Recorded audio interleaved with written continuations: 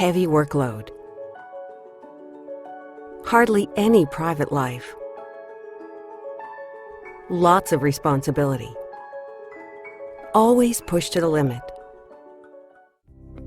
Whenever I ask doctors and nurses why they take all of that on, they often say, because what I do has meaning. Meaning for the lives of others, and therefore for my own life as well. As a global forum for medical specialists, we asked ourselves, how can we most effectively support the work, ambition, and dedication of these individuals? We sought out dialogue. We listened, and we understood. With a supportive exchange among medical professionals who network their knowledge around the globe, so that they maintain their expertise at the highest level for their entire lives. With disciplinary approaches that promote specialization without losing the perspective on medicine as a whole. With smart, modular concepts that are compatible with the busy lives of medical practitioners and nurses.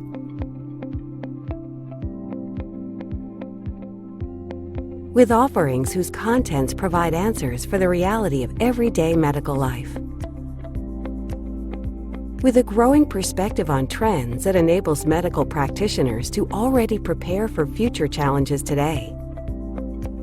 In close dialogue with renowned specialist companies that bear testimony to the quality of the offers. With inspiring forms of learning that don't just convey knowledge, but make it an experience for the senses. And with innovative teaching methods that prepare you not just for tests, but for life. Nurses and care assistants, physicians and hospital managers, and the people who work in the home healthcare services sector. All of those who teach and learn at the Escalop Academy share a passion for excellent medicine and very high personal standards. We invite you to join in a dialogue about health and medical care. A dialogue that is dedicated to life. Dialogue, dedicated to life. Dialogue, dedicated to life. Diálogo dedicado a la vida. Dialog посвященный жизни.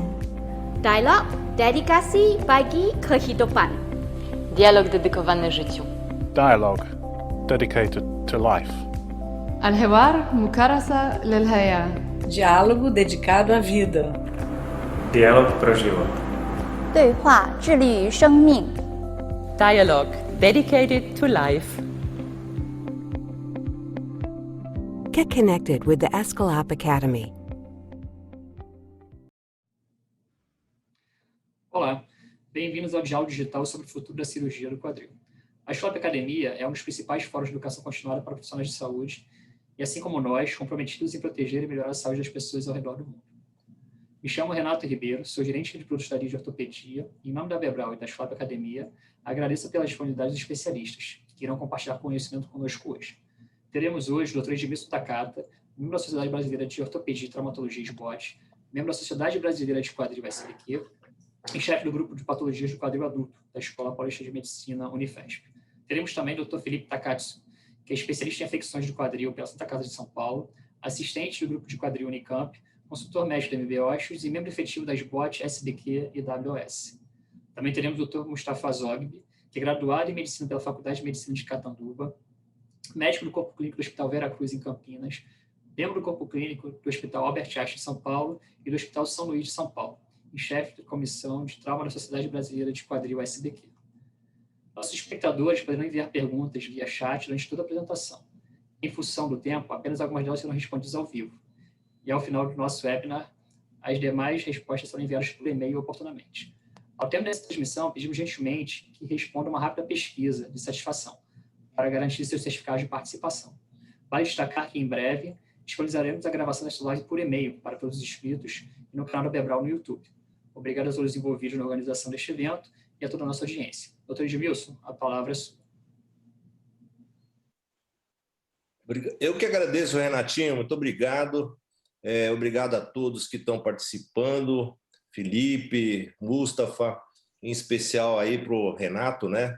Nosso querido parceiro aí da Bebral, a Natália, e agora a Denise, né, que faz parte aí da Escolar Academia, que nos está dando esse grande apoio para que nós possamos fazer esse evento. E, bom, vamos iniciando então, eu falando como esse tema aqui, o futuro da cirurgia do quadril, especialmente eu vou falar sobre a via anterior, né, e o uso da prótese metafisária na cirurgia de quadril. Então vamos lá.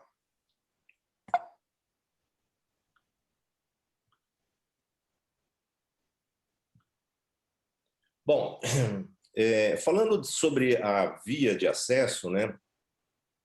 Vocês sabem muito bem que a via anterior não é uma via recente, né?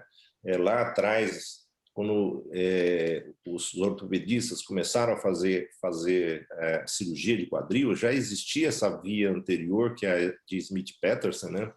E que isso foi difundido, porém, né, as vias de acesso mais tarde, né, que foram desenvolvidas, anterior, posterior de quadril, né, essas vantagens e desvantagens nós vamos discutindo aqui, tá? Sobre o acesso posterior, né, todo mundo sabe que é indicado para todos os casos, assim como a anterolateral.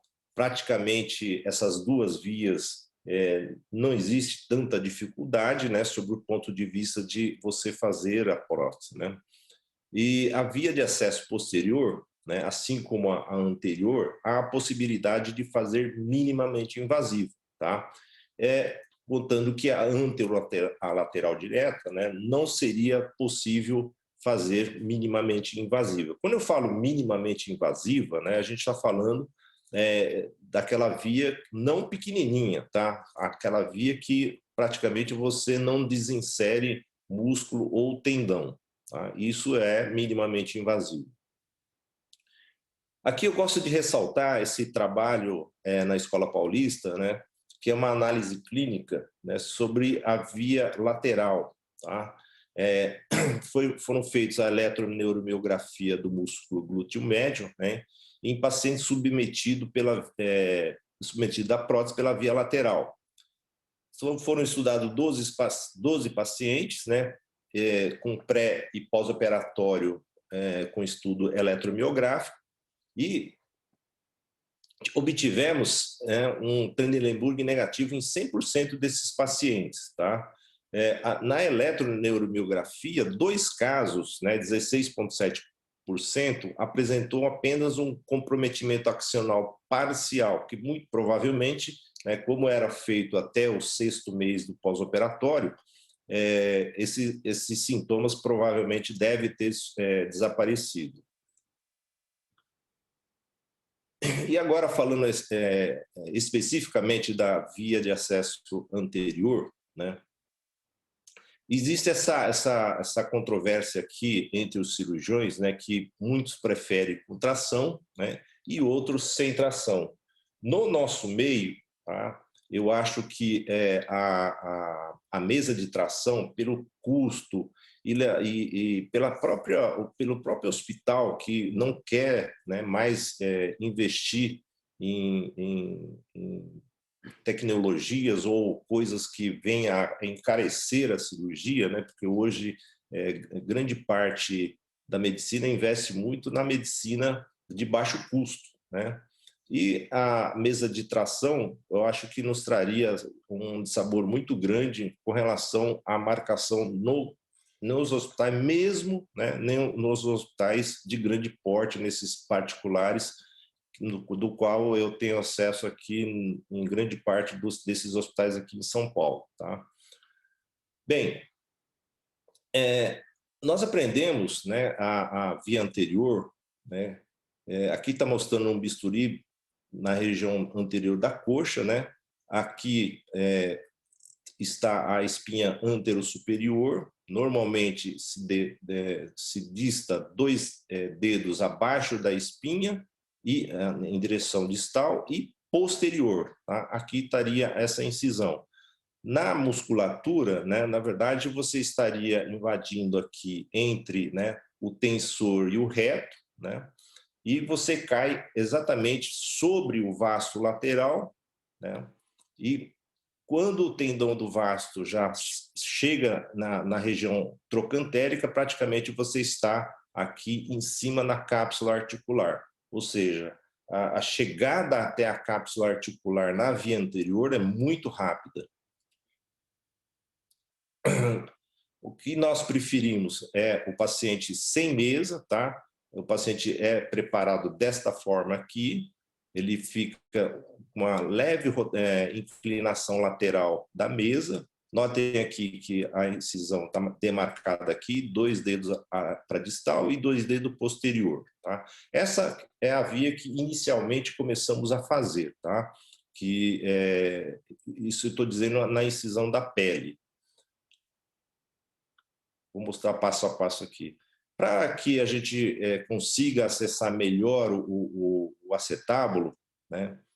Nem todos os cirurgiões utilizam desse artefato, mas a gente, ao longo do tempo, começamos a perceber que você colocando um coxinho, deixando o joelho em leve flexão, isso relaxa a musculatura, né? E faz com que você tenha um acesso melhor da parte acetabular, tá? Que eu vou mostrando aqui a seguir aqui. Depois de aberto, né, praticamente já estamos aqui na cápsula, estou abrindo, né, você cai nessa transição, né, do médio glúteo aqui, que o médio glúteo ele é como um leque aqui, nessa transição você vê uma gordurinha e você coloca já o afastador aqui na parte superior do colo, né, praticamente você já cai em cima da cápsula. Aqui o acesso, né, da cabeça do fêmur, e aqui, ó, não sei se vocês estão conseguindo ver a imagem, aqui a cabeça está bem deformada, mas está aqui, ó, aqui é a ponta da cabeça, aqui é o colo, né? A osteotomia é feita in situ, tá? Praticamente a gente não consegue luxar, dá a impressão que a gente até conseguiria luxar, mas é bom não luxar, porque muitas vezes, né, nessa luxação você acaba lesando muito, arrebentando muito as fibras do médio glúteo, principalmente as fibras anteriores. Então é bom que faça a osteotomia in situ, tá? Aqui já a cabeça retirada, você vê uma visão do fundo acetabular, aqui seria, né, onde o ligamento da cabeça do fêmur estaria aqui, aquela gordurinha do pulvinar, tá? Então, o acesso para o componente acetabular é realmente muito fácil, tá? Não há quem diga que não é fácil fazer a parte acetabular. Aqui uma visão já do componente acetabular implantado. E o componente femoral, né, nós gostamos muito dessa manobra aqui, que a gente quebra um pouquinho a mesa para hiperestender o quadril, né? Um auxiliar, ele segura o afastador aqui para afastar a parte da musculatura medial e segura o tornozelo aqui para que faça essa rotação externa, né? E um segundo auxiliar coloca um romans aqui na região trocantérica para que a parte proximal fique exposta e que consigamos fresar com facilidade. Aqui uma exposição, né, com a fresa já colocada, tá? Um detalhe que como essa prótese é de colocação de uma maneira em varo, né, isso facilita muito, né, a feitura deste componente femoral. Contando que uma prótese normal muito longa, isso levaria a ter um certo de sabor, principalmente aqui na região trocantérica, porque você teria que fazer um certo esforço aqui para que a prótese ficasse mais centrada, né? Normalmente, quando você usa uma prótese comum, ela ficaria até, de uma certa forma, já em varo. E essa prótese não. Como ela já o ideal dela é a colocação em varo, como eu vou mostrar em seguida, né, como deve ser colocado. Aqui um detalhe, né, que nos chamou a atenção, que como a gente faz aquela flexão do quadril, colocando o coxinha aqui debaixo da coxa, né, a gente está chamando de mudança da via para pugina, né, que é um dos auxiliares que a gente tem aqui na Escola Paulista, tá? Aqui seria a região trocantérica, né, e a gente faria uma incisão um pouquinho acima da linha do fêmur aqui, né? Ou seja, é como se fizesse uma via lateral um pouquinho anteriorizada.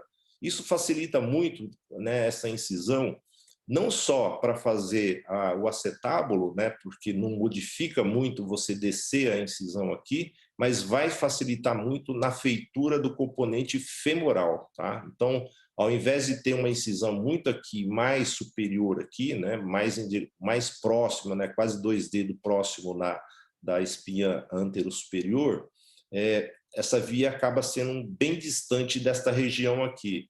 Fato é que os nossos primeiros casos, nós tivemos alguns casos que tiveram um pouquinho de praxia, né, do fêmur cutâneo. Desta maneira, não. Praticamente zerou, não temos quase queixa de praxia do fêmur cutâneo depois que modificamos essa via desta forma, tá? E, ao meu ver, não mudou em nada, não aumentou a dificuldade, pelo contrário, melhorou muito. Aqui, apenas para mostrar aqui, né, casos como esse aqui, com colo bem valgo, né, e longo, né, são próprios para você fazer o acesso anterior. Tá? Principalmente casos aqui, aparentemente, eu digo sempre que essa cabeça parecida que está escorregada aqui, né, são aqueles casos que normalmente são aquelas hipofisiólises que passaram desapercebidas e que foram para artrose. São aqueles pacientes que já têm uma rotação externa, né, um pouquinho exagerada. Então, nesses casos, eu acho que é o ideal para que possamos fazer a via anterior. No início, a gente escolhia muito, né, praticamente a maioria dos pacientes era bem magrinhos, mas hoje até os mais ou menos obesos a gente tem feito sem nenhum problema. Aqui um vídeo de um paciente... Ele não quer rodar o vídeo. É um vídeo de um paciente no pós-operatório imediato que ele praticamente ele conseguia movimentar o quadril sem nenhum tipo de restrição, né? Logo que passou a anestesia com a via anterior. Como eu ia dizendo para vocês, a correta colocação desta prótese, né, é fundamental que ela esteja em varo, né, ou seja, essa parte aqui distal, onde ela não tem a porosidade do plasma spray, ela fique bem rente à cortical lateral, né, ou seja, a parte principal aqui, a fixação, ela é metafisária dentro do anel interno do colo femoral. Quando vocês fazem a osteotomia aqui, quando você começa a fresar, que você larga parte do colo aqui, vocês vão perceber que essa parte aqui interna, ela é bem corticalizada, né? E você vai ver que parece que a prótese metafisária ela foi desenhada para que fique dentro desse estojo aqui na parte proximal aqui do colo, né? Tanto na parte inferior como na parte superior. Então, é fundamental que você deixe um pouquinho do colo aqui na parte superior.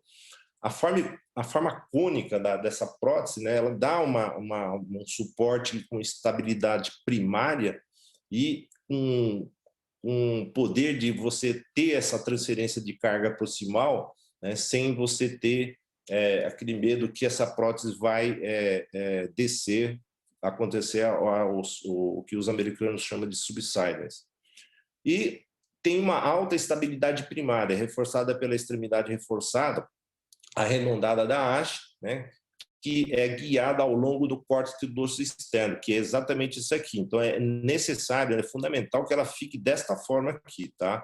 Não como a maioria das próteses, né, convencionais, você tem que estar com a haste centralizada. Aqui não, ela tem que estar lateralizada, tá?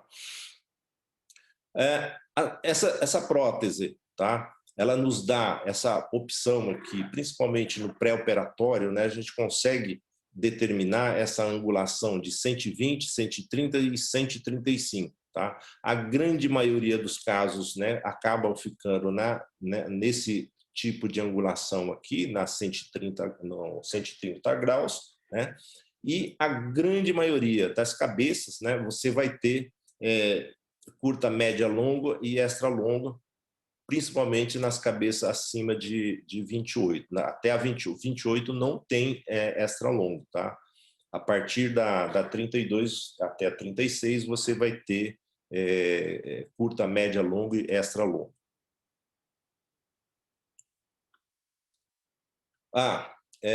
Isso é um problema que pode acontecer não só na via anterior. Eu acho que na via anterior, pelo menos nesses primeiros quase 100 casos nossos que fizemos, não tivemos nenhum caso assim que a gente não percebesse que tivesse fora do canal, tá? Acho que apenas um caso a gente percebeu no intraoperatório, tanto é que como o trajeto não chegou a fazer a perfuração, a gente só percebeu que a haste, se a gente progredisse a haste, ela ia ficar fora do canal, ou seja, não era a haste em si, era a fresagem, tá? E mudamos a direção da fresa e conseguimos manter, né, por via anterior, a haste metafisária. Esse aqui, na verdade, é um caso que a gente fazia por via lateral, tá?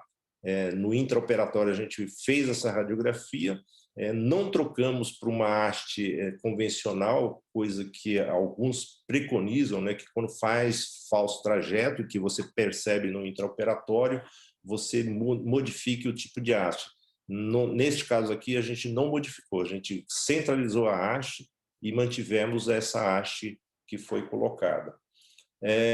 Outro detalhe que é possível para essas próteses, né, metafisárias, né, casos com parafusos sepultados que são difíceis de retirar, como nesses casos aqui, foi obrigatório tirar esse primeiro parafuso, né, sepultado, porém o segundo não foi necessário, nota aqui que foi colocada a prótese sem nenhum problema.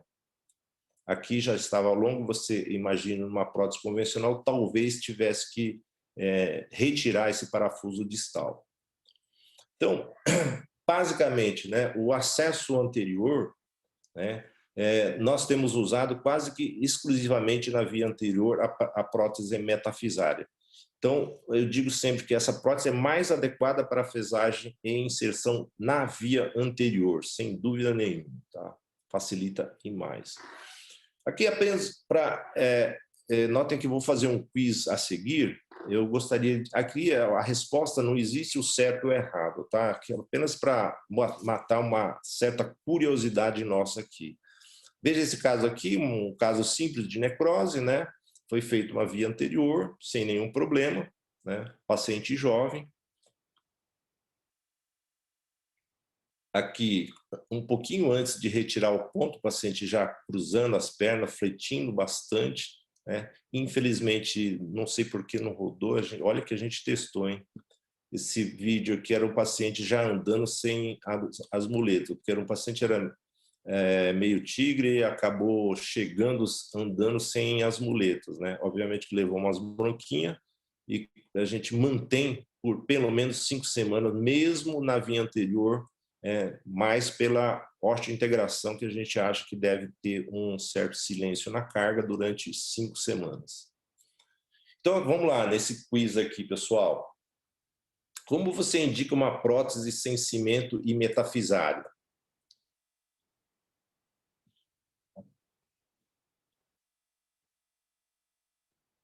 Pela qualidade óssea ou sem se importar com a idade do paciente. B, se é acima de 75, não indico prótese sem cimento. Não tenho experiência com a prótese metafisária e jamais indico próteses metafisárias. Responde aí para nós, pessoal. Repetindo que não existe nada de certo e errado, é apenas uma curiosidade nossa para os participantes desse webinar.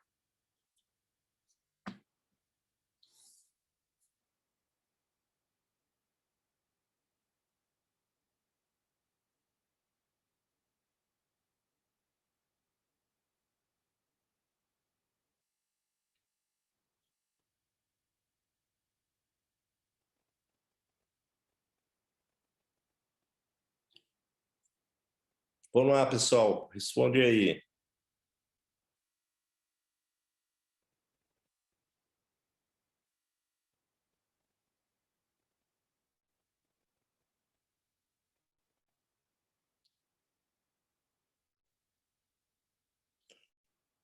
Olha aí que legal, pessoal. Então, esse é o meu pensamento também. A grande maioria, 68%, responderam que indicam pela qualidade óssea sem importar, então, com a idade do paciente. 4%, 4% se acima de 75 anos não indica, 24% diz que não tem experiência com a prótese. Isso é uma coisa que a gente tem percebido que o pessoal ainda não tem um certo receio para usar essa prótese, né? E 4% disse que jamais indica a prótese metafisária. Então, pouca gente está com medo aí da prótese metafisária, né? Vamos continuar? Bem, aqui, é um exemplo que eu quero mostrar para vocês. Olha, notem que essa paciente tem 80 anos de idade, né? E, obviamente, que lá atrás, eu digo lá, não muito lá atrás, né, há uns 4, 5 anos atrás, eu confesso para vocês que eu jamais indicaria uma prótese metafisária, tá? Porém, quando começamos a fazer a via anterior, nesses casos, né, 80 anos, com um colo desse tamanho, paciente ativa, né, começamos a fazer via anterior nesses casos, né, e com a sua surpresa aqui, essa paciente já quer operar o outro lado, né, esse é um raio-x do começo do ano passado, paciente super bem, nota que não houve nenhuma mudança aqui, né, porque normalmente a gente deixa bem de rente aqui em cima, com esse resto do colo superior aqui. Quando você tem a migração da prótese, você percebe que ela desce e de uma certa forma um pouco preocupante, mas quando desce pouca coisa, né, 3, 4, até 5 milímetros, a gente não se preocupa muito, principalmente se o paciente não tiver queixa de dor, tá? Quando tem queixa de dor é porque aconteceu alguma coisa de errado. E mais um quiz aqui, para a gente terminar aqui a nossa webinar aqui, dessa primeira parte aqui. Em referência à via anterior, pessoal, não acho que vai me acrescentar nada. B, tenho interesse, mas ainda tenho dúvidas. C, não tenho interesse em aprender. E D, tenho dificuldade de ter a prótese adequada. Vamos lá? Quiz na tela aí, pessoal.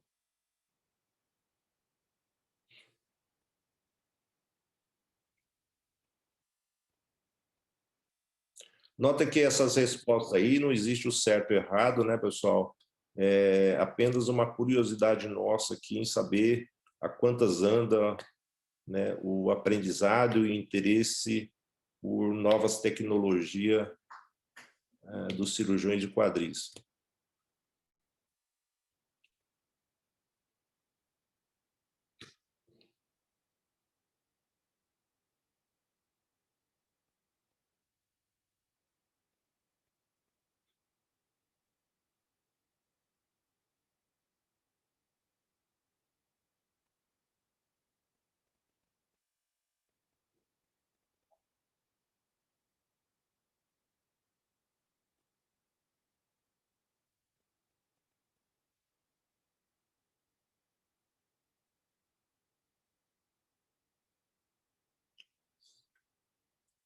Olá, pessoal. Então, ninguém respondeu, 0% disse que não acho que não vai me acrescentar nada. Então, 85% tem interesse, mas ainda tem dúvidas, tá? 0% não tem interesse de aprender, ou seja, todos têm interesse de aprender, né? E 15% tem dificuldade, né, de ter a prótese, não só a prótese, né, que muitos às vezes quer usar mesa de tração para fazer via anterior e nem sempre é possível. Muito bem. Pessoal, muito obrigado. Agora com vocês, Dr. Felipe.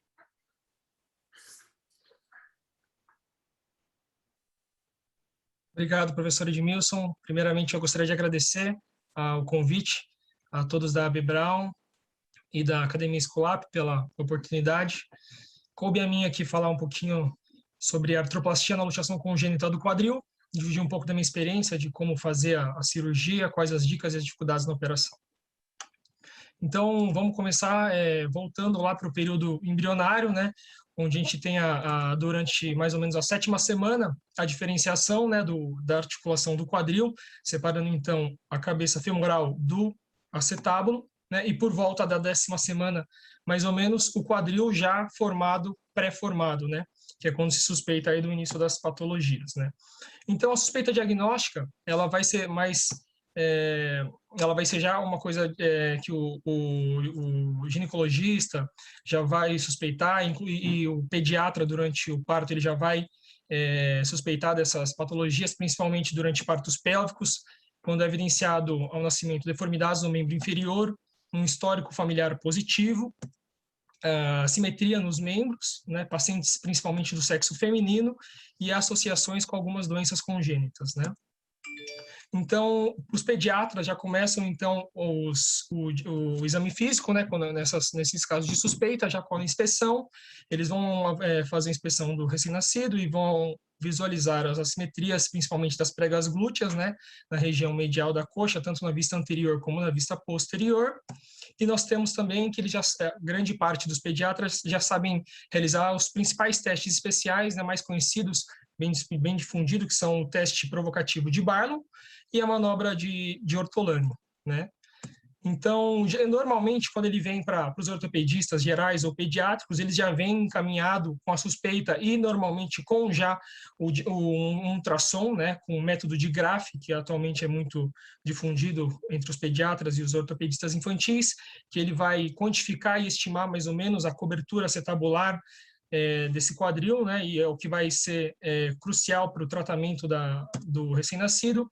Então, durante a infância e esse período, o paciente ele vai ser acompanhado, né, depois de algum certo tempo, com radiografias, e a gente tem algumas principais referências radiográficas, com algumas linhas, principalmente essas linhas horizontais de Hohenheiner e a vertical de Perkins, que normalmente num quadro normal a gente tem uma localização da cabeça femoral no quadrante inferomedial, como vocês podem notar no raio-x do quadril esquerdo, ela está centrada neste quadrante, e no lado direito o quadril está no quadrante superolateral, evidenciando aí uma quebra do arco de Menard-Shenton e uma luxação da cabeça femoral, né?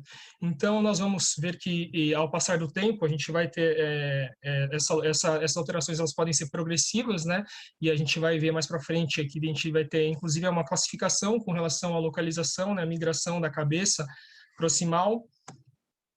E aí entrar um pouquinho agora no que é mais importante para nós, né? Ortopedistas especialistas em quadril, que vão ser as deformidades que elas vão causar no fêmur adulto, né? Então, as principais deformidades femorais, elas são de uma antiversão aumentada desse fêmur, né? A gente tem uma cabeça femoral pequena, né? É sempre bom lembrar disso, porque muitas vezes a gente planeja aí um aumento com enxertia óssea no teto acetabular, e a cabeça pode ser, por vezes, insuficiente para tal. A gente tem também um ângulo cérvico-diafisário aumentado, nos casos de displasia, um cômulo femoral breve, um canal bem mais estreito do que o usual, uma hipoplasia femoral. Enfim, por que a gente tem que saber dessas alterações? Porque elas vão diretamente influenciar no nosso tratamento. Então, como estava falando anteriormente, a gente tem uma das classificações que são muito importantes para nós, que é a classificação de Crown, que ela vai levar em consideração a migração proximal da cabeça femoral em relação à gota da lágrima, né, sendo de 1 a 4, e a gente vai focar mais no Crown 4, que é o grau mais avançado e o que vai cursar com as principais deformidades, né. Então, como eu estava falando, é importante a gente lembrar que as alterações anatômicas, elas são diretamente ligadas ao grau da displasia e da doença do quadril, ou seja, ela dependendo do grau, ela vai ter mais alterações. No Crown 1, menos alterações, normalmente ela se assemelha a um quadril normal, né, tanto a parte acetabular quanto o fêmur, e já no Crown 4 a gente tem todas aquelas alterações descritas anteriormente num grau muito mais avançado, né? Então, a gente tem que sempre estar preparado para alterações maiores, né? E quando a gente está focando em alterações, em luxações altas, né, a gente tem que lembrar que, normalmente, para a gente conseguir fazer restaurar o centro de rotação acetabular, a gente tem que lançar mão de osteotomias femorais, né? Então, aí estão as imagens das principais osteotomias femorais, subtrocantéricas, né, que a gente vai discorrer um pouquinho mais à frente também com um artigo científico. E também lembrar que a gente tem uma opção que é de agrado de alguns cirurgiões, que é a osteotomia supracondilar, né? Que, na minha opinião, você acaba adicionando um procedimento a mais um sítio cirúrgico. Então, particularmente, vocês vão ver a minha preferência. Aí está uma outra osteotomia subtrocantérica muito difundida, que é a técnica de Pavilianen. Ela nada mais é do que uma osteotomia subtrocantérica também, onde a gente faz a ressecção da cabeça femoral junto ao pequeno trocânter, né? E a gente tem a preservação da cortical lateral inteira, com a inserção do médio glúteo e do vasto lateral, eles ambos sendo reinseridos lateralmente, né, no fragmento distal.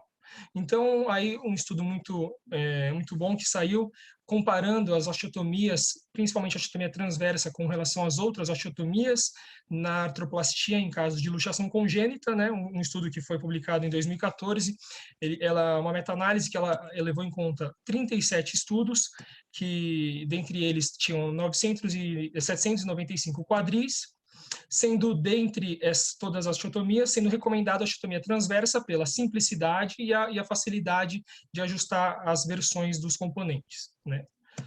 Que é particularmente a que eu uso também. Então, lembrar que em casos como com a doença com a displasia, a gente vai ter que lançar mão de exames complementares, né? Os principais são as radiografias, que são as radiografias tanto do quadril quanto da pelve em AP e perfil, e principalmente nos casos com uma luxação mais alta, é de bom grado que se faça também uma tomografia computadorizada com reconstrução, para a gente poder fazer uma avaliação melhor das deficiências de cobertura ósseas, tanto acetabulares, quanto quantificar e estimar as alterações anatômicas do fêmur, né? Então, falando um pouquinho da literatura, a gente tem aí um artigo publicado recentemente, ainda agora em 2020, sobre o risco de luxação na artroplastia, principalmente na displasia tipo 4, né? Então, a gente fez um estudo retrospectivo em pacientes operados entre 2009 e 2017, sendo 31 quadris do tipo Crowley 4, sendo evidenciado na literatura um risco de luxação de 0,9% a 2,9% nos quadris normal, e nesse tipo de artroplastia, um índice muito mais elevado, em torno de 9,5% a 15%. Né? Então, você vê que é uma artroplastia com um potencial muito maior de instabilidade. Um outro artigo, que ele também é clássico, que foi publicado na JBJS, já há algum tempo, com relação às lesões de nervos em artroplastias, né, sobre os riscos e os prognósticos. Então, um estudo retrospectivo que foi avaliados 3.126 artroplastias, né, e estimado, então, o risco de lesão neurológica numa artroplastia convencional em cerca de 1,5%, e nas artroplastias, nos casos de displasia, um risco cerca de 4 vezes aí a mais do que nas artroplastias convencionais. Então, um outro artigo publicado recentemente também com relação às próteses não cimentadas em artroplastias com osteotomia trocantérica e nos Crowley 4 também, um outro estudo retrospectivo que foi avaliado 62 pacientes, né, 69 quadris, alguns bilaterais, também só Crowley 4, né, com follow-up de 10 anos, evidenciando um risco de fratura intraoperatória também muito mais elevado, né, chegando a quase 27%. Né, com relação ao comprimento dos membros inferiores na artroplastia, também em Crowley 4, né? Mais um estudo recentemente publicado em 2020, retrospectivo, com mais 60 pacientes submetidos a artroplastias, operada entre 2012 e 2019, evidenciando uma média de discrepância aí bem significativa, né? Então, se a gente pegar na literatura, a gente consegue notar que não é uma artroplastia simples, né? Então, é realmente uma artroplastia complexa, com muitas variantes e um índice muito maior de diversas complicações. Então, exige um planejamento muito minucioso e uma preparação com experiência do cirurgião e da equipe. Né? Então, aqui eu vou mostrar um caso que é do Merocenal, um caso de uma paciente de sexo feminino, 32 anos, ela já com diversos tratamentos prévios na infância, né, para ambos os quadris. Ela vinha se queixando de uma dor intensa tanto no quadril direito como na coluna e no joelho ipsilateral. É uma paciente já com indicação de 3 ortopedistas para artroplastia, né, sendo que a paciente relatando que todos indicaram, mas todos falaram que não faziam esse tipo de artroplastia, mas que realmente tinha indicação para fazer. Então, essa imagem da radiografia, né, e esse é o nosso planejamento pré-operatório, a gente faz em todos os casos, né? Então, por que nesses casos ainda mais eu foco em ser realizado todo o planejamento pré-operatório? Então, porque a gente vai, nesses casos principalmente, tentar restabelecer o centro de rotação acetabular normal, né? Ou seja, muito abaixo do que o que ela tinha nessa ocasião. Então, a gente vai planejar o nível da osteotomia, né? Como eu estava falando e vou mostrar a seguir, eu opto pela osteotomia subtrocantérica, né? A gente consegue fazer o cálculo estimado, mais ou menos, da ressecção femoral, mas esse é um outro teste que a gente vai fazer intraoperatório, que eu vou mostrar mais a seguir. E a gente já faz também a definição e o planejamento do tamanho dos componentes, também da haste femoral.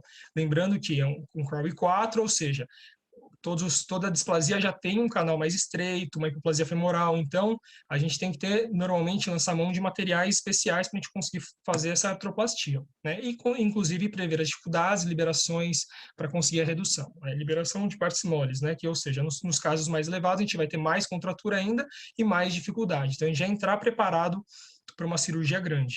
Né? Então, a gente vai falar um pouquinho sobre o material que eu escolhi para fazer, principalmente nesses casos, que é a nossa haste, que ela é uma haste de fixação proximal, né? Que ela tem o conceito de uma preservação de osso e uma estabilidade primária, né? Apesar de ter também um revestimento e ter uma fixação secundária. A gente normalmente já confia muito bem nessa estabilidade primária que ela dá. É uma haste que não é uma haste nova, né? É um desenho que ele já se mantém aí desde 1987 e ele mantém até hoje o mesmo desenho sem mudar nada. Então, já com diversos trabalhos publicados evidenciando o elevado índice de sobrevivência entre 5, 10 e até 15 anos, né, da haste femoral.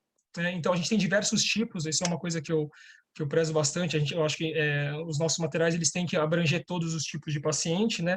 E nesse caso, para esses casos de luxação congênita, eu opto sempre pela haste do tipo N, que é a Nippon, né? Que é justamente para canais mais estreitos e o fêmur com todas as alterações.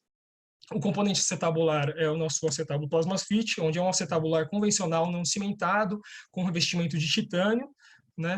Ele tem uma porosidade de cerca de 50%, uma camada de cerca de 0,35 milímetros de titânio puro. Ele tem as opções, né, dos acetábulos cerâmicos e com polietileno, já um polietileno novo irradiado com o componente de vitamina E, no caso, e a gama de fixação com parafusos, né?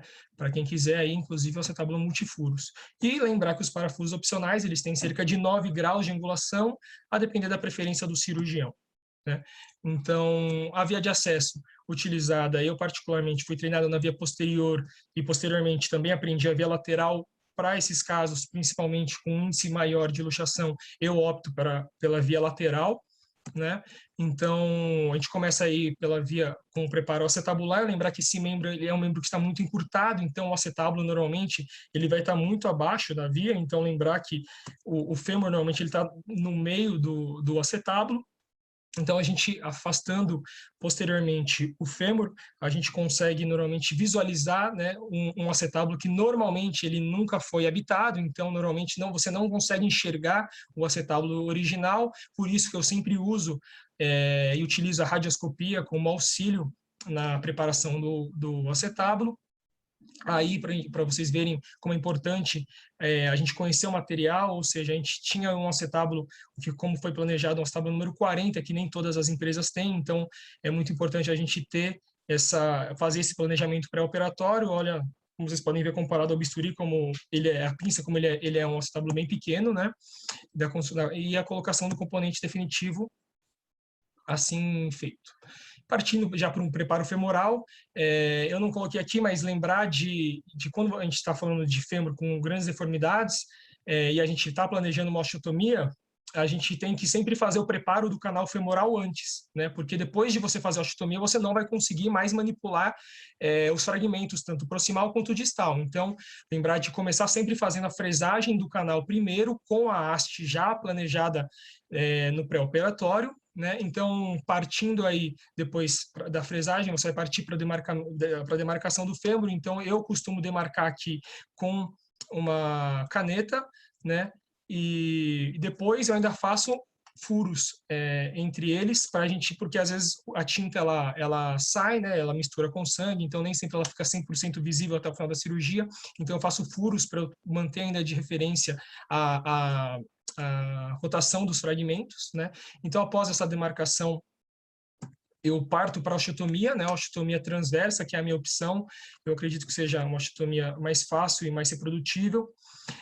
Depois da osteotomia transversa, a gente faz o teste de redução já, ó, vocês podem notar que aqui eu já tinha fresado, então eu só coloquei o componente de prova da haste, da fresa, né? No caso, no local programado, né? E depois a gente colocar o componente de prova, a gente coloca a cabeça e faz a redução do fragmento, né? Colocando ele logo paralelo ao fragmento distal, ou seja, é aqui que a gente vai confirmar exatamente o quanto que vai ter que ser ressecado do fêmur para a gente conseguir fazer a redução dos fragmentos, né? Então, após esse teste, foi feita a ostectomia de um fragmento aproximadamente de 5 centímetros, né? E aí, então eu faço a inserção, né, da haste em ambos os fragmentos, tanto proximal quanto distal, alinho a rotação, e aí, já vendo se ficou bem alinhado, eu já realizo a fixação desses fragmentos com a placa bloqueada, principalmente de fêmur proximal, né? Sempre controlando com a escopia, né? Aí ainda com o componente de prova, e aí já com a colocação da haste definitiva, a escopia intraoperatória, para a gente ver realmente a fixação de todos os componentes, né? Então, tá aí a radiografia pós-operatória desse caso, que eu acredito que a gente conseguiu restabelecer bem o que foi planejado, né? Então, eu acredito que de mensagem final, eu queria deixar assim para todos que é realmente uma artroplastia primária, porém considerada uma artroplastia primária complexa, né, com índices elevados de complicações. Então, isso demanda uma experiência de toda a equipe operatória, né? Se faz imprescindível o planejamento pré-operatório. Em casos como esse, sempre utilizar, se disponível para vocês, a radioscopia, né, durante a fixação de todos os componentes, tanto no preparo acetabular quanto no femoral. E como eu disse anteriormente, eu acho que conhecer o seu material é algo fundamental, porque por se tratar de grandes alterações anatômicas, nem todos os implantes eles vão se adequar a esse osso. Então, é muito importante você ter um material especial para realizar esse tipo de artroplastia, né?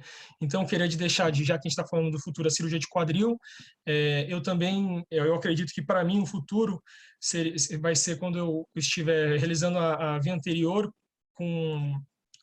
em casos complexos como esse, em casos de Crowley 4, como foi descrito aqui no ano passado, já com 2 anos de follow-up de uma equipe lá na China, realizando a via anterior para os casos tipo 3 e 4, que eu também estou tentando aprender com o professor Takata aqui. Então, vai ser quando eu estiver operando casos complexos via anterior, né, conforme descrito nesse trabalho deles. Então, partindo aqui para um quiz, conforme o professor disse também, não é nenhum quiz que quer testar ninguém, é só a título de curiosidade mesmo. Então, ó, já realizou quantas artroplastias em casos de displasias evolutivas do quadril tipo Crowley 4? Né? A, 1, B, menos de 5, C, de 5 a 10 ou D, mais de 10?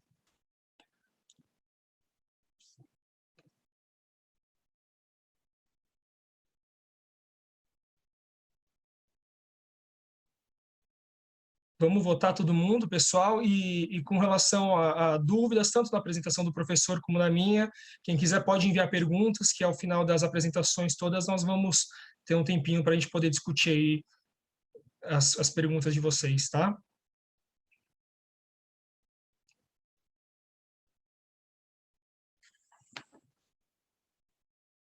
Vamos lá, pessoal, já tem bastante gente votando. mas ainda falta alguns.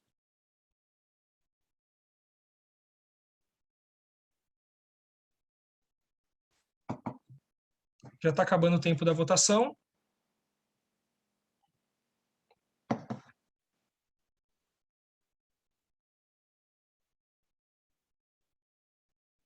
Vamos lá, encerradas as votações, então.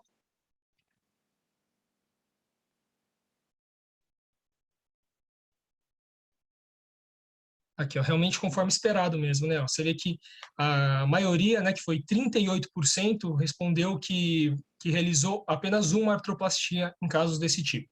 19% menos de 5. 29% de 5 a 10 e a minoria realizou mais de 10. Então, você vê que realmente não é uma artroplastia simples, não é uma artroplastia também do nosso dia a dia, né? Então, demanda, é difícil a gente conseguir realmente ter uma experiência em casos que não são tão comuns, né? Mas é sempre bom a gente ter uma equipe ou profissionais experientes ao nosso lado para a gente poder aprender como eu tenho. E agradeço muito por ter tido a oportunidade de aprender com tantos cirurgiões bons. Então, vamos partir para a segunda pergunta. Opa!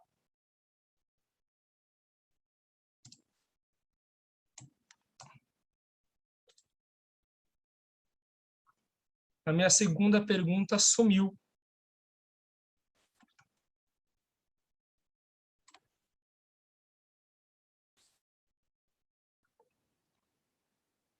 Isso, ó. Nos casos de osteotomia, ela não está aqui agora comigo, mas a pergunta é, nos casos de osteotomia, qual a sua preferência para a realização?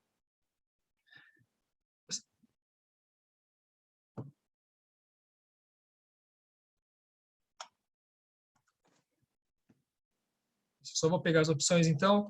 Se as osteotomias, elas são subtrocantéricas, né? Transversa. Deixa eu pegar só aqui as opções.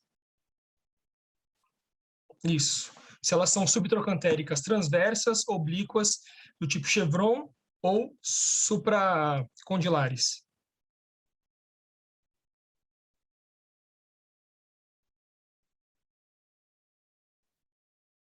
Vamos lá, pessoal, vamos votar. Essa é um interesse particular meu em saber.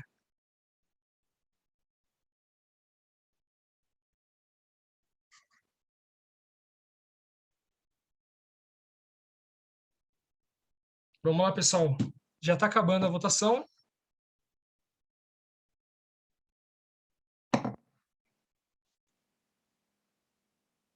Vamos lá. Encerrada a votação, então.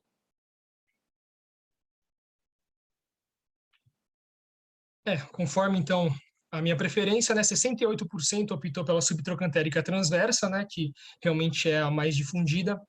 16% pela subtrocantérica oblíqua, 11% pela subtrocantérica em chevron, e surpreendentemente ainda 5%, foi a minoria, mas ainda tem 5% que optou pela supracondilar. Particularmente, não tenho experiência, mas acho bacana essa diversidade. Excelente, agora vocês continuam com o professor Mustafa na apresentação dele. Boa noite a todos, meu nome é Mustafa, estou honrado com o convite, tanto da Bebron como da Academia Esculap. Parabéns aí, Renato, Ingrid, Natália, Denise, muito obrigado, fenomenal a organização de vocês. Bom, eu represento aqui o serviço da PUC de Campinas, em que chefio o grupo do quadril, e atualmente sou presidente da Comissão de Trauma da Sociedade Brasileira do Quadril. Essa outra vista, também trabalho no Instituto Wilson Mello de Campinas.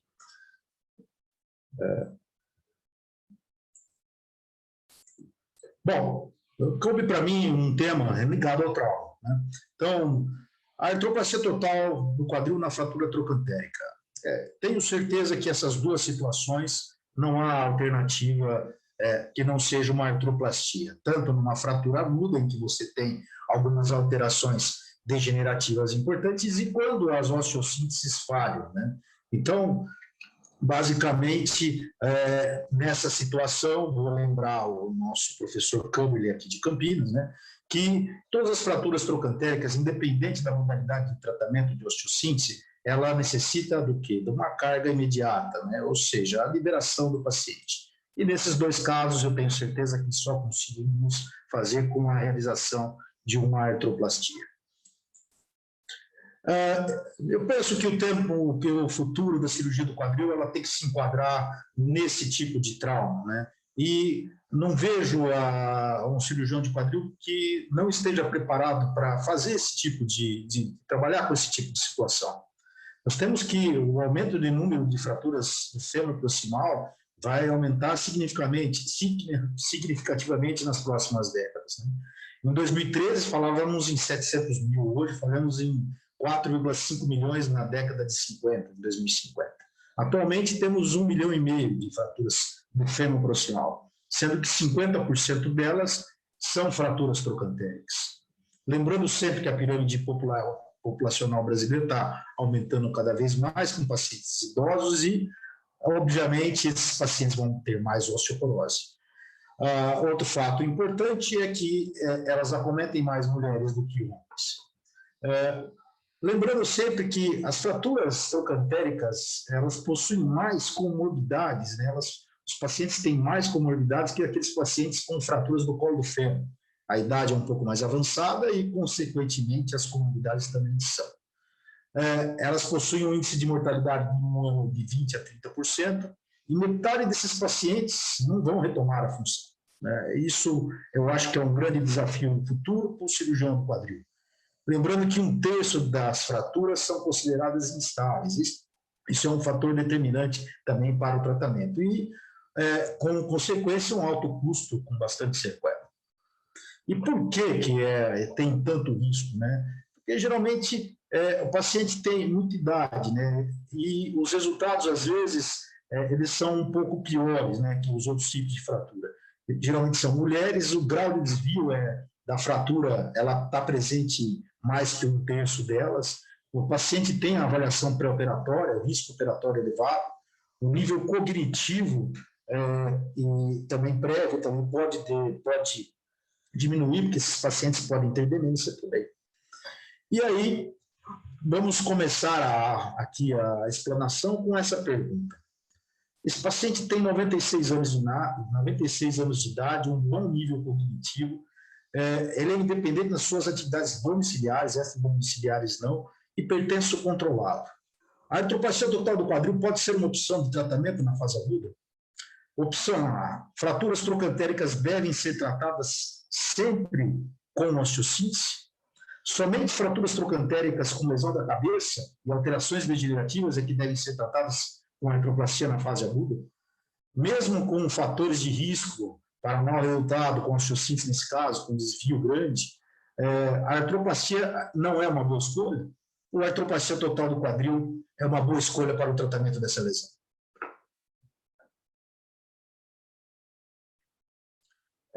Importante lembrar que logo depois da nossa palestra vamos ter uma rodada de questões, os questionamentos podem ser feitos a partir do final disso, da minha apresentação. Parabenizando aqui também o Edmilson, excelente aula. Tá. Felipe, parabéns, né? Mais um tempo para a gente ter essa resposta, gostaria de ver a opinião de vocês, eu acho que é um tema importante.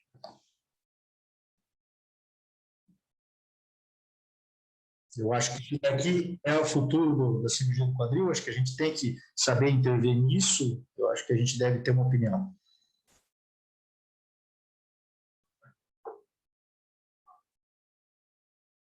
Quiz encerrado, vamos lá, aguardando as respostas.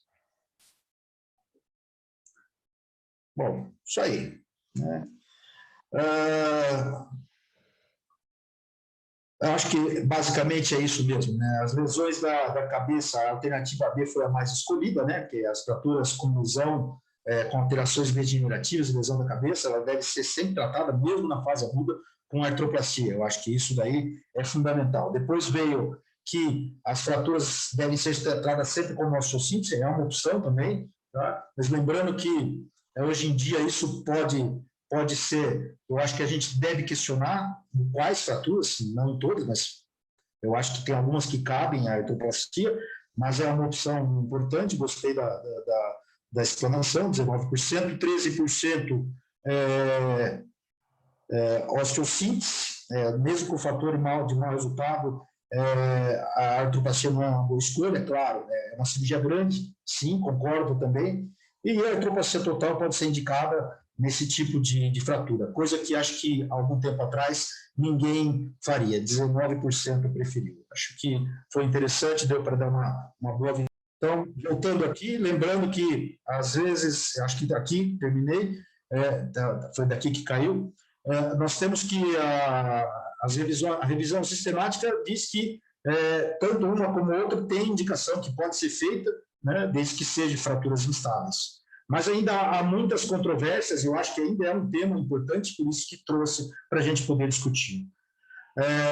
Os fatores determinantes do bom resultado da artroplastia nas fraturas na fase aguda, elas dependem também de alguns fatores, né? As comorbidades, porque uma cirurgia tão grande dessa, para você fazer uma artroplastia, se você tiver um paciente com muitas comorbidades, o resultado pode ser ruim.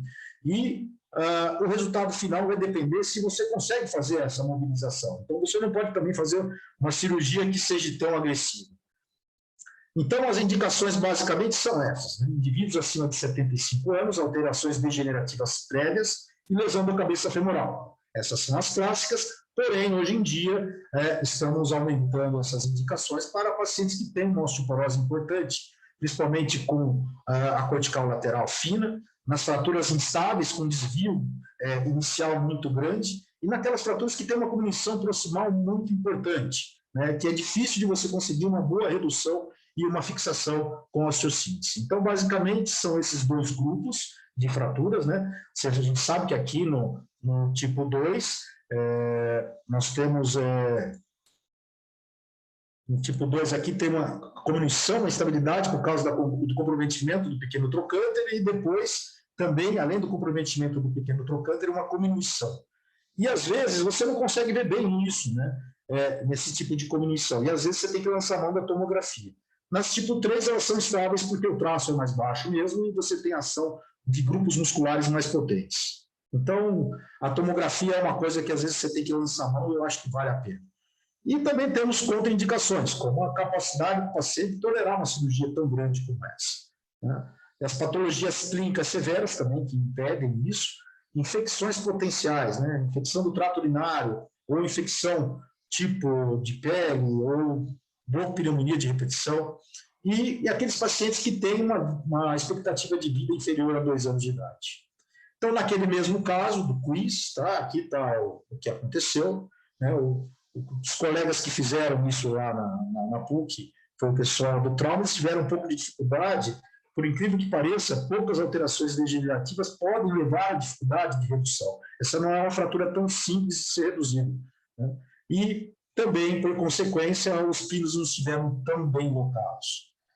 Nós avaliamos esse tipo de falha, né? O Kauffer, já em 1980, já falava sobre esses motivos das falhas. Dois desses fatores dependem do paciente, que é o tipo de fratura e a qualidade óssea, mas 3 dependem da gente, né? Que é a escolha do implante correta, a redução que tem que ser a mais perfeita possível, e os implantes mal colocados.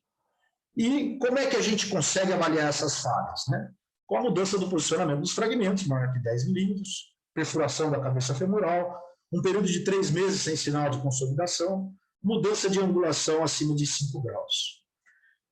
E aí, voltando ao caso do quiz, foi isso que aconteceu, né? Nós acabamos tendo a soltura completa, a mudança sem sinal de consolidação, todos os critérios aqui definidos por área.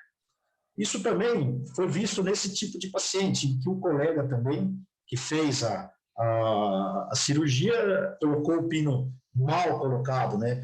Apesar de ter uma redução até um pouco razoável no começo, mas depois que perdeu, e a migração do pino, né? Então, quer dizer, esse tipo de lesão, ela esse tipo de tratamento acabou não surtindo muito efeito. Mas o que é mais importante é que depois, antes da cirurgia, a gente resolveu fazer uma imagem, né? E aí o que a gente viu foi que o pino estava fora, né?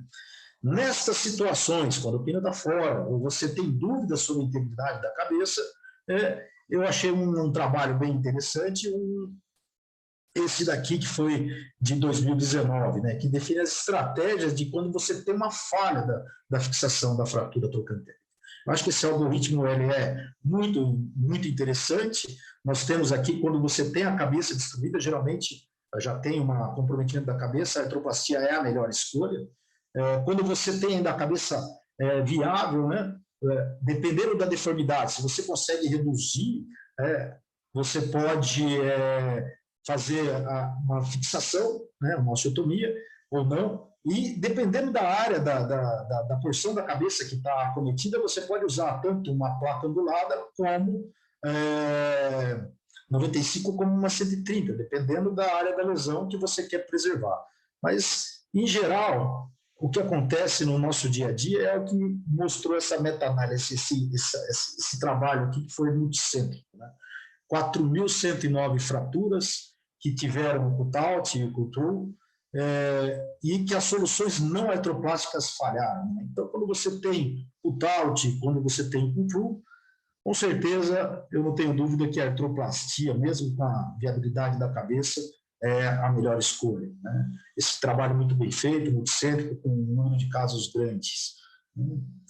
E voltando ao caso do nosso paciente do quiz, que tinha soltado, não tinha outra alternativa, a meu ver, tá? A cabeça já tinha sinais de deterioração e a melhor escolha, na minha opinião, foi a realização de uma artroplastia total do quadril. Bom, quando você tem a falência da osteossíntese, geralmente você pode tentar fazer uma solução não artroplástica desde que a cabeça esteja viável. Caso não esteja viável, a gente acaba passando para a trocantérica. Mas também fazer uma artroplastia em um paciente fazer uma solução não artroplástica num paciente que pode ser submetido a uma terceira cirurgia, eu acho que também não é uma boa escolha. Então, quando que a gente parte para uma artroplastia? O paciente é idoso, quando a indicação depende da condição do acetábulo, né?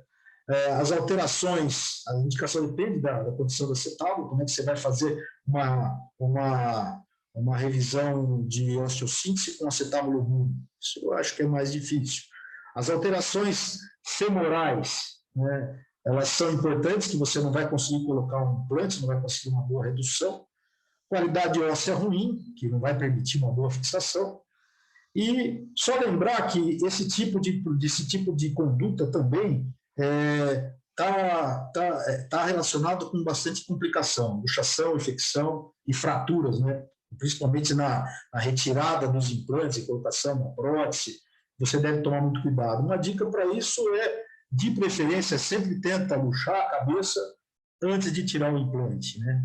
Isso eu acho que é uma coisa que a gente deve tomar esse cuidado. Eu tomo esse cuidado e costumo ter bons resultados ou resultados satisfatórios, né? E os resultados funcionais da artroplastia na falência da trocantérica, né, elas são piores, né? Por quê? Porque tem implante mais comprido, né? Você vai ter que tirar um implante comprido, a cirurgia é maior, vai ter mais chance de infecção e também chance de fratura, né? Porque os implantes estão locados numa região mais inferior. Aqui tem um caso típico, né, de uma paciente de 76 anos de idade, 6 meses de osteossíntese, e que teve um cut-out, né? Acho que aqui ninguém deve ter dúvida que há uma destruição do acetábulo, o pino está comprometendo. Eu acho que a solução não artroplástica para esse caso, no meu ponto de vista, é inviável. A técnica que eu uso, de preferência, é uma incisão tipo Gibson, tá? Para abertura da cápsula, da abertura da fáscia, e depois disso tento fazer a preservação do tendão conjunto. A gente sabe que o que a gente encontra na cirurgia é essa deterioração de partes moles, e a gente tem que saber trabalhar isso da melhor maneira possível, né? Tomando cuidado na hora da dissecção. E tentar fazer sempre, se possível, uma fixação possível desses tipos de fragmento, como está bem cognitivo. O acetábulo, quando tem alteração, você deve preparar ele, às vezes usar enxerto. E o resultado final foi esse aqui. Eu fiquei preocupado no começo, porque eu achei que esse desvio aqui, proximal aqui, que eu não consegui reduzir bem com a cerclagem, ia ter algum tipo de problema, mas a fixação distal deu conta, e o que eu observei é que parece que até a condição óssea proximal melhorou depois de 6 meses. Essa paciente ficou muito bem, e 6 meses depois estava realizando as suas atividades que fazia já antes da fratura. Você pode usar haste curta? Pode, né? Pode usar haste cimentada curta também, desde que você consiga ter um estoque ósseo proximal suficiente para você conseguir uma cimentação. Isso é um pouco mais difícil, mas é possível. E você também pode usar uma artroplastia, uma haste curta não cimentada, desde que você consiga também estabilizar a parte proximal do fêmur. Mas a minha escolha é pela haste de fixação distal, por diversos motivos, né? Primeiro, pela integração, pela possibilidade de você ter uma integração óssea no implante e essas aletas de travação, de travamento aqui, que acabam levando a uma integração por travamento, né? Por um travamento externo também, um travamento externo da haste, né? E, em casos de extrema necessidade, usar a fixação com parafusos. Eu tento sempre evitar isso, e acho que muito raramente nas fraturas isso é necessário, porque o istmo está ali, está bem preservado. Eu acho que dá para preservar bem isso, dá para você ter uma boa fixação.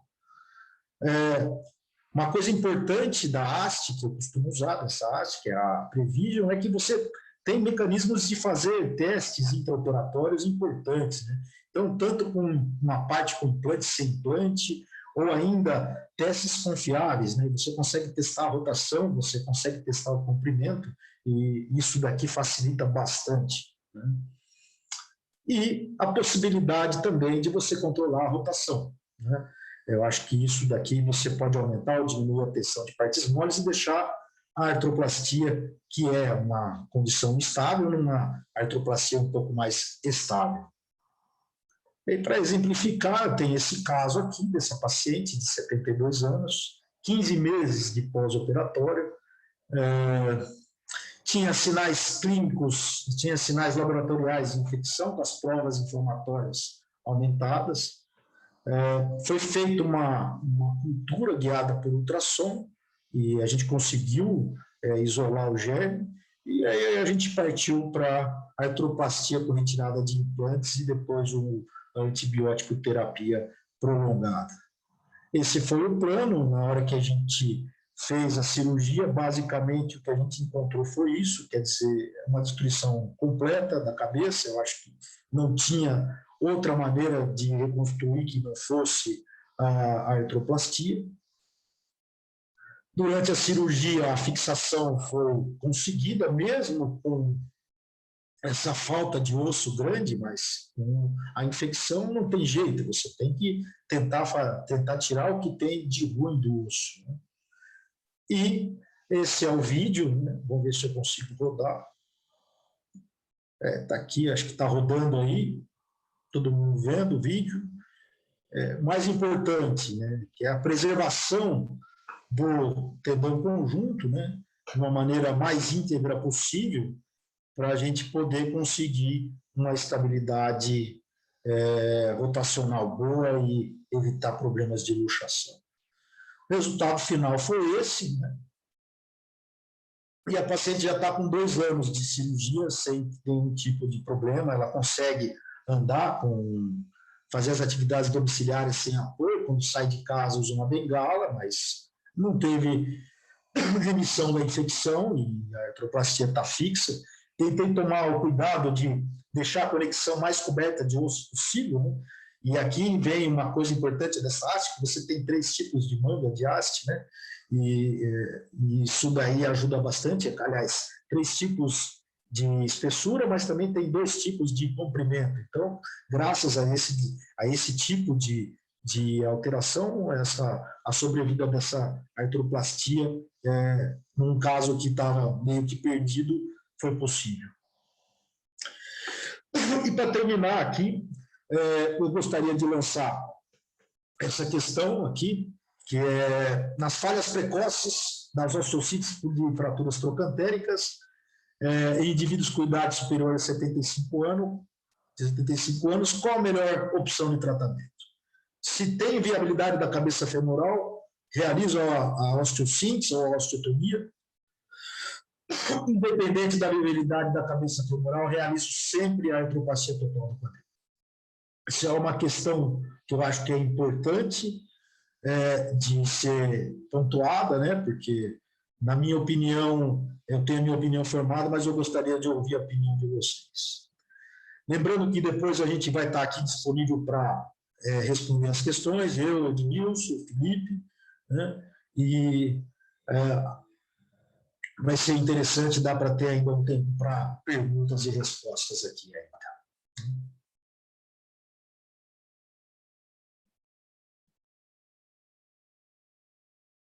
Já tem resposta?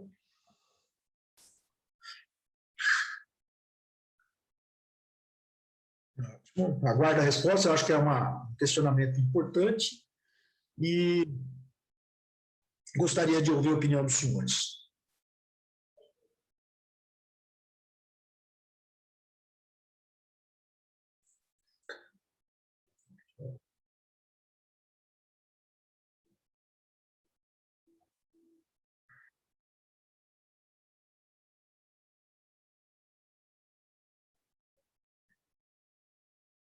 Ótimo, é isso aí. 43% ainda tenta fazer a viabilidade, como é a viabilidade da cabeça, ainda fazer a revisão da osteossíntese, ou osteotomia, e 57% realiza sempre a artroplasia total do quadril. Bom, senhores, eu agradeço demais a oportunidade, espero que tenha contribuído para vocês e gostaria de deixar as mensagens que eu penso sobre isso. O tratamento das fraturas instáveis trocantéricas continua sendo um desafio para o ortopedista. O uso da tomografia pode auxiliar na conduta do tratamento dessas fraturas instáveis, eu acho que a gente pode lançar mão. E complicações graves podem ocorrer quando você faz a artroplastia na falha de osteossíntese da fratura trocantérica. Muito obrigado e estou à disposição se alguém quiser fazer algum questionamento dessa aula.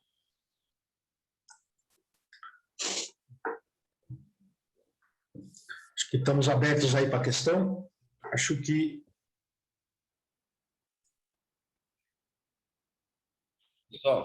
Obrigado, pessoal.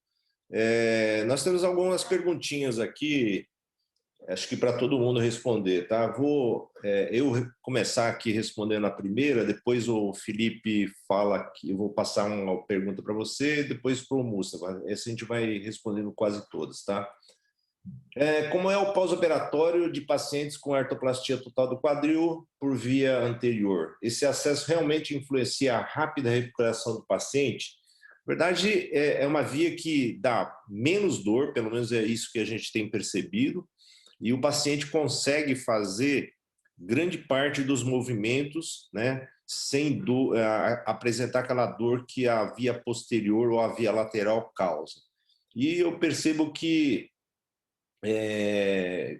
como a gente não tem tanto medo da luxação, porque quem faz a via anterior percebe que realmente é extremamente estável essa via.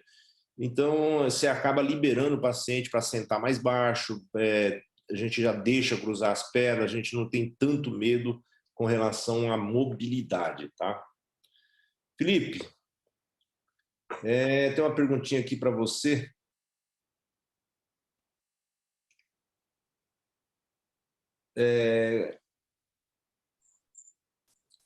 Quais os fatores que devem ser levados em conta para a realização da artroplastia nos casos de luxação congênita? Qual o momento certo? Bom, professor, eu acredito que são diversos fatores, né? Eu acho que um erro muito comum é errar já logo no começo da indicação, né?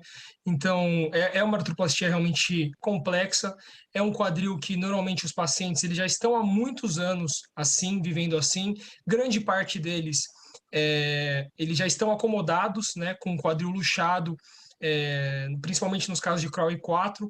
Então, eu acho que é muito importante você indicar bem a cirurgia, né? Orientar bem o paciente, que ela realmente é uma cirurgia que normalmente tem um pós-operatório muito mais complicado do que uma artroplastia primária. Então, o paciente fica com a carga retardada, né? Principalmente nos casos graves, onde a gente tem que fazer a osteotomia e a gente tem que fazer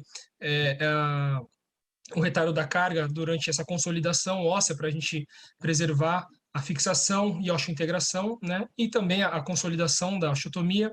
Então, acho que é muito importante indicar bem, não só pegar as queixas da paciente, porque normalmente os pacientes, às vezes, eles vêm com queixas estéticas ou achando que vão parar de mancar, sendo que a indicação não é só a estética, não é a estética em si e nem a claudicação, e sim o quanto que aquele membro está sendo afetado por conta de todo o desbalanço, o desequilíbrio, né, da bacia e do quadril.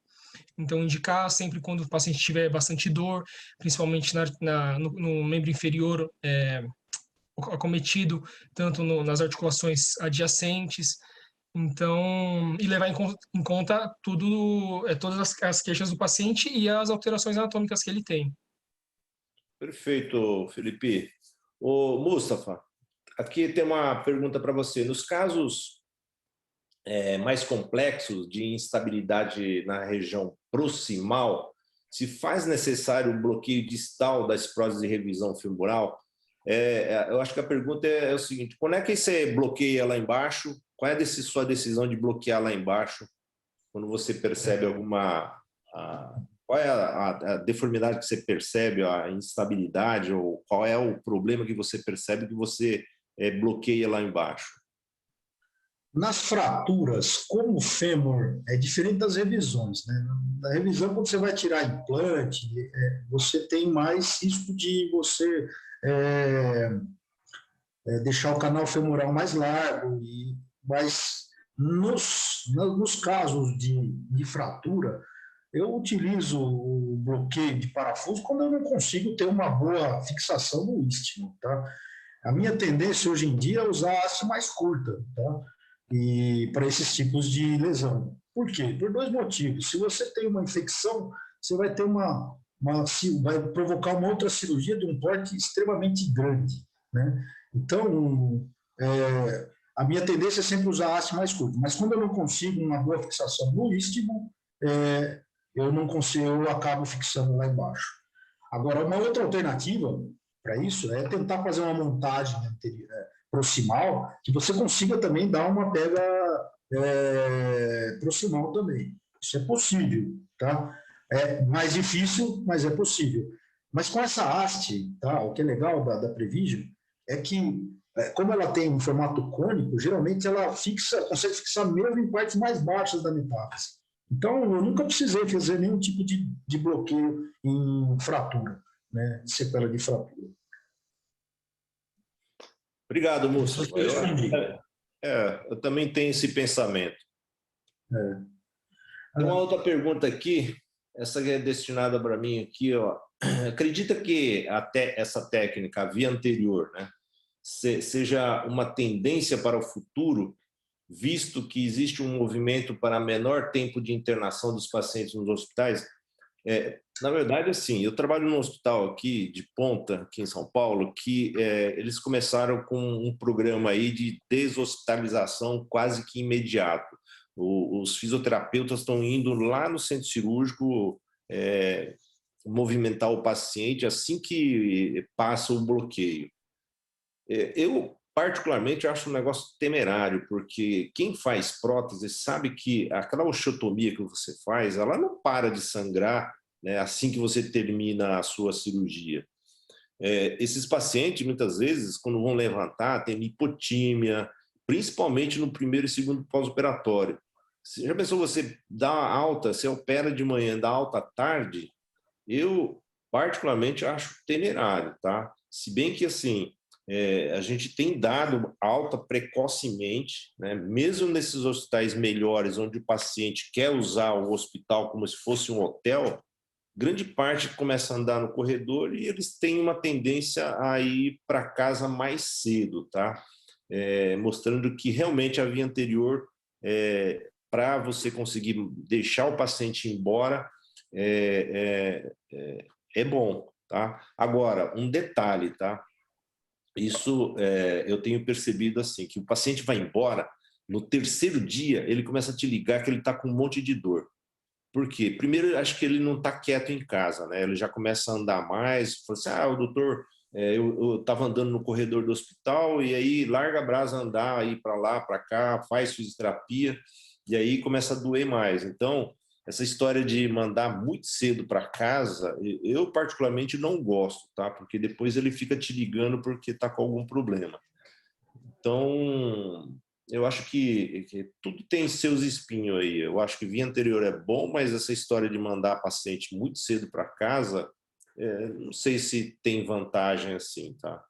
Eu vejo que tem muito trabalho mostrando isso, mas eu não compactuo com isso. Felipe, tem outra aqui para você, viu?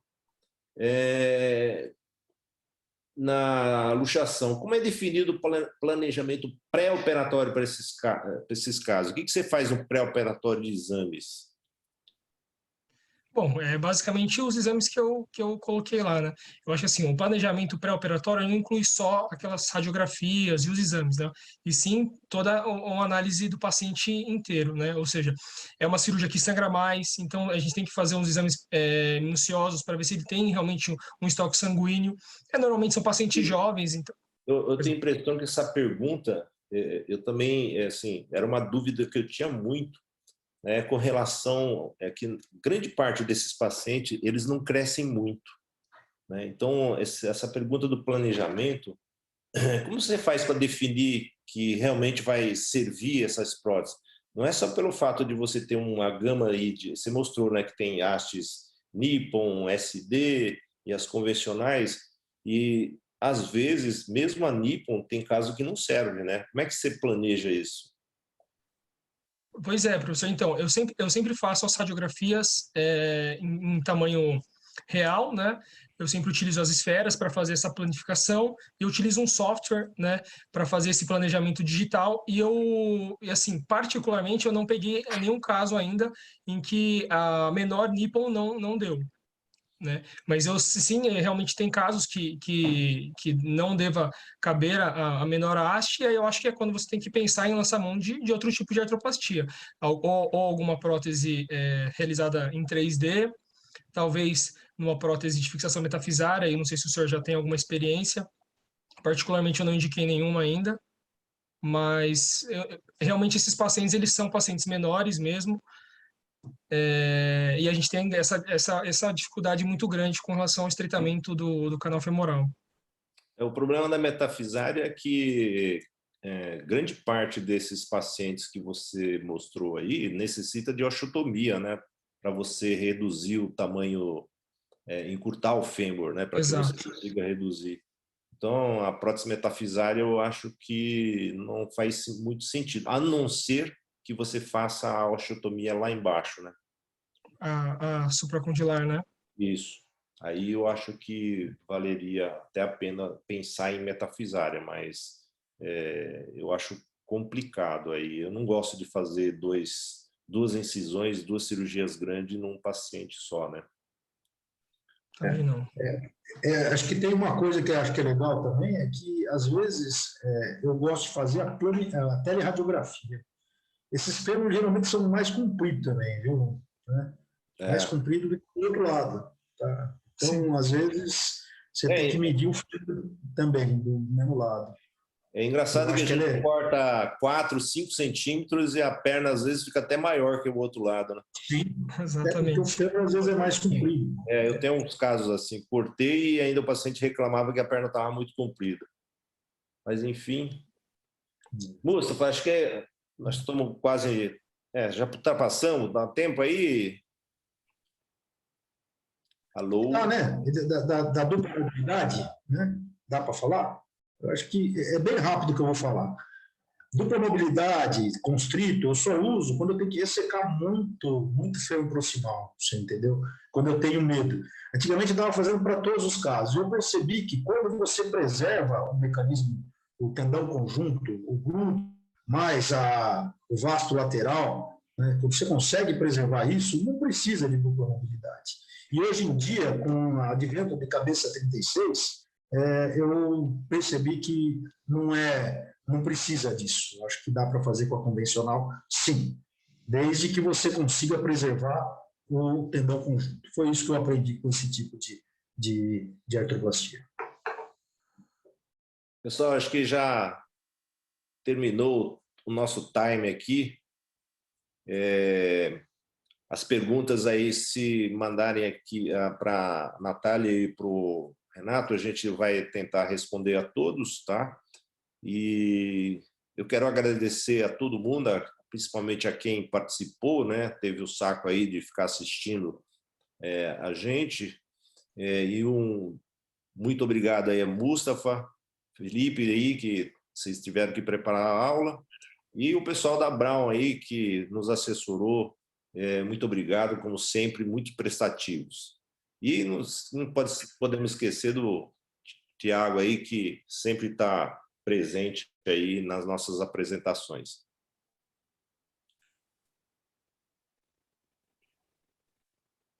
Renatinho, quer terminar, encerrar para nós?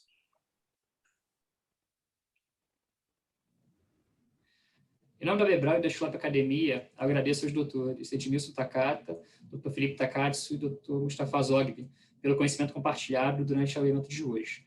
Nosso diálogo digital foi uma bela aula para todos nós e para a nossa audiência. Parabéns pelos conteúdos. Antes de encerrarmos, eu gostaria de agradecer também a toda a nossa audiência. Mais uma vez, pedimos gentilmente que respondam a uma pesquisa rápida para garantir seus certificados de participação. Vale destacar que, em breve, disponibilizaremos a gravação desta live para todos os inscritos por e-mail e no canal da Bebral no YouTube. Obrigado e até a próxima.